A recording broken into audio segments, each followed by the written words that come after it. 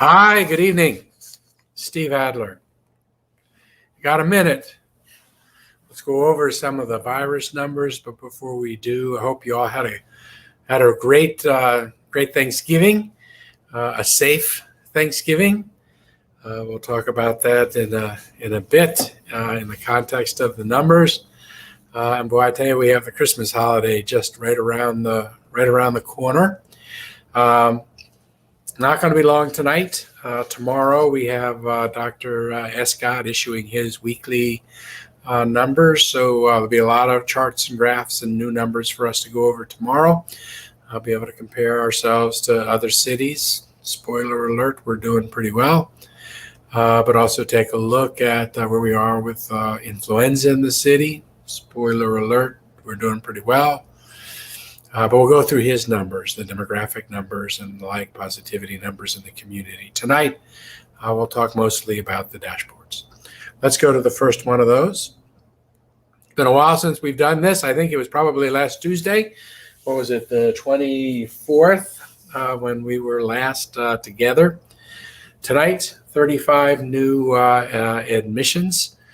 32 is the 7-day moving average. Now, you'll recall that on Wednesday of last week, or the day before Thanksgiving, on the 24th, our new admissions on that day had gone up to 57, and the 7-day running average had gone up to 38. So in a week, we've gone from 38 to 32 on the 7-day running average, and obviously the daily count of 35, significantly below the 57 that we had a week ago. Number of new cases, 7-day moving average is 232 on the right side of the page. 332 are the new cases today. A week ago, the 7-day moving average on new cases was 300, and the new cases on that day, 366. So it would appear as if the numbers would tell us that over the Thanksgiving holiday, our numbers went down. Look at the graph in the middle. You can see our numbers were rising, and then all the way over there to the right, how it's come back down. Fairly flat, but certainly not increasing the way it was before. The question is, why? Well, two possible reasons that I can think of that we've been discussing here today. The first is that we moved to orange from yellow, which heightened the awareness of people in the community. Maybe it impacted some of people's behavior in the community. Maybe people became a little bit more religious about wearing masks. Maybe what we're seeing is the good work that the community has done. Even while numbers are going up all around us in the rest of the country, our community has demonstrated an ability to be able to really shut this down when we put our minds to it. Could be that. Or another alternative is that on holidays, people are less inclined to go to the hospital. We see this on Sundays on our weekly deal. People, when they're home with their family on Sundays, feel like they should go to the hospital, probably should go to the hospital if they feel like they should, but they don't because it's Sunday with their family. So they end up going to the hospital on Monday or Tuesday. But numbers for Sunday usually lower. Those numbers are reported on Monday, so we see lower numbers. It's also possible that that same thing holds true for the Thanksgiving holiday. You're at home, your family's with you, you're not feeling well, you think maybe you should go to the hospital. You should probably go to the hospital if you feel that way.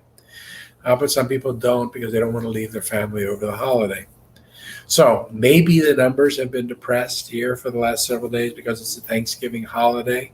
Today's Monday after a Sunday. We're looking at Sunday's numbers. They're down. Or maybe we're actually being a lot more disciplined generally in the community. We'll know a lot more the balance of this week as we get more and more testing and so that we can get a little bit further away from the holidays, see if people go to the hospital. We also know that now we've gone through Thanksgiving. We know a lot of people probably engaged in some high-risk activities. We'll talk about that in a second. But people that were on Thanksgiving, if they got the virus somewhere, it takes a week to 10 days before the symptoms take place. It takes 10 days to a little over 2 weeks to end up in the hospital. So we're gonna like hold our breath to see whether or not we have that spike post Thanksgiving that people have talked about. But anyhow, looking at our numbers are down both for admissions and for hospitalizations. If they're down there, we would expect to see the same thing on the numbers in the middle of the chart, the green numbers, hospitalizations, ICUs, and ventilators. Those are the 7-day moving averages that you see on the screen. But let's go to that other dashboard, Janine, and we'll see what the numbers actually are tonight. And what they tell us is the number of people in our hospitals tonight, 218. The 7-day moving average, 219. So we're really right at the 7-day moving average. A week ago, just before Thanksgiving, we were up to 239 that night in our hospital. The 7-day moving average was still the same at about 215. It's up to 219 now.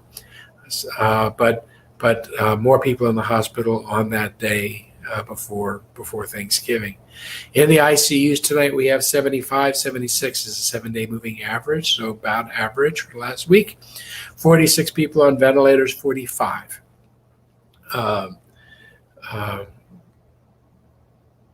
45 in the 7-day moving average. Let's take a look at the total number of cases. We're at 38,000.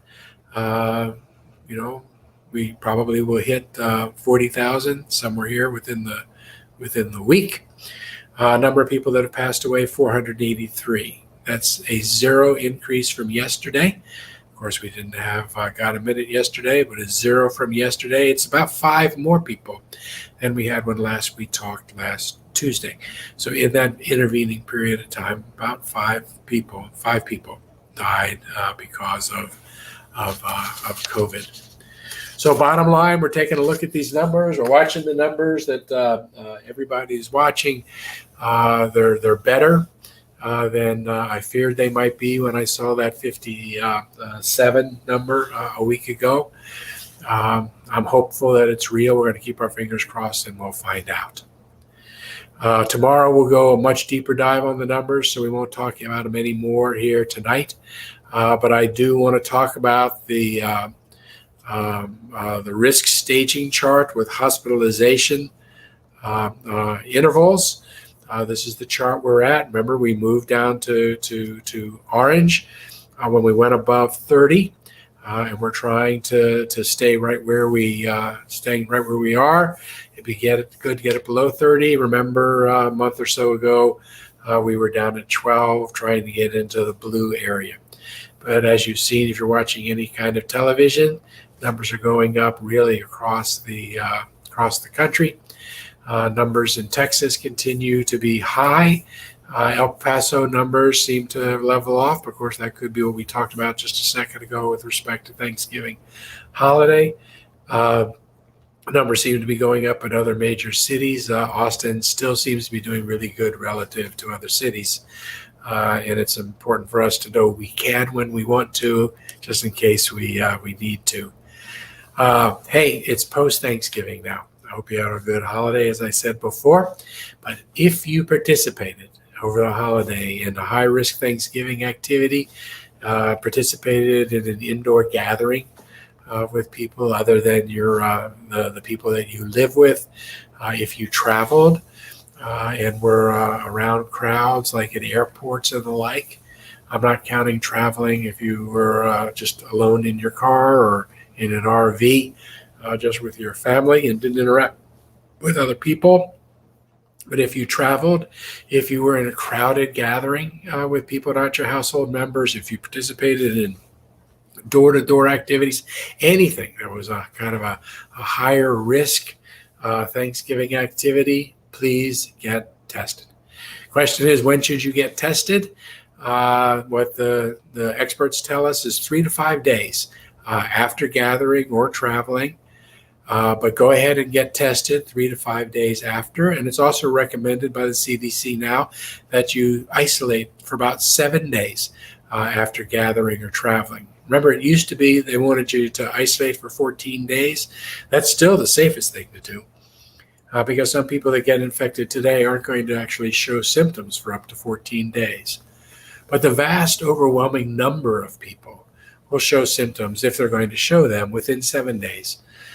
So in order to increase the number of people that are willing to isolate after a trip, what the government's asking for now is that you just stay home for 7 days after gathering or traveling. I commend the Austin Independent School District for not having people come back to class this week so that they could, in essence, do this same kind of thing. If you test positive, please isolate yourself, protect others from getting infected. Don't take chances. If you go and get that test 3 days after coming back and it's negative, please still isolate for the full 7 days, because you may be one of those people who the symptoms don't appear until the 4th day or the 5th day or the 6th day or the 7th day. We want to try to keep the Thanksgiving spike down as low as it can possibly be. It'd be great if we didn't see one. Odds are we'll see one. Let's make it so it doesn't last long and doesn't get very high. We try to make it as easy for you as we can. You can get a free test through the city of Austin, and just go online. We have greater capacity than is being used right now. You can also get a test at a pharmacy if you have insurance. The kinds of things are covered. So if you come back, it's best to stay home for 17 days after gathering or traveling. At the very least, do 7 days if you engaged in that kind of behavior. And hey, let's all start thinking about Christmas now, that holiday season. Let's watch the numbers, but it could easily be we're in the same place this Christmas as we were for Thanksgiving, with respect to asking people to as best they can, to try and keep spikes down. We are so close to having vaccine. At the meetings today, they were talking about it's looking more certain now that we'll get actual vaccines available to us this month. Or December, starting in December doesn't start till tomorrow, but in December, a virus coming out mid-December, a second one coming out the following week. If they get approved by the federal government, they're going through the safety materials right now. If it comes, it's going to be given first probably to folks that are medical people, frontline medical people, dealing with people who have the illness. They're the ones most at risk that we need to protect to keep us all safe. The rules about who gets it probably will be set by the federal government. The state will probably use whatever discretion is left over. I'm not sure how much discretion we have or will have here locally, but I know that it's all going to be sent out in an equitable and fair and scientific manner. And they're working through those kind of protocols now. The City of Austin, Travis County, working with our stakeholder partners to make sure that whatever the rules are, we're set up in the systems to get it out to people just as quickly as we can. But this is right around the corner, so let's stay as focused as we can on wearing masks and staying away from big groups, so that we take care of ourselves until this vaccine has gotten to everybody in the community. With that, I want to wish you a good night. Take care, be safe, and tomorrow we'll go through a lot of numbers.